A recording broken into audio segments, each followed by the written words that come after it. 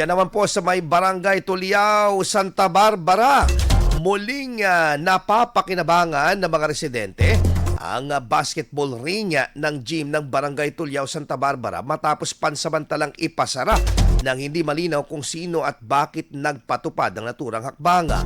Umagaw ng pansin sa social media ang mga posing hinggil sa umano'y biglaang pagbabawal sa paggamit ng basketball court na karaniwang pinakikinabangan ng mga kabataan at residente lalo na tuwing weekends. Sa inilabas na anunsyo ng Sangguniang Kabataan ng Barangay Tuliao, bukas na muli ang basketball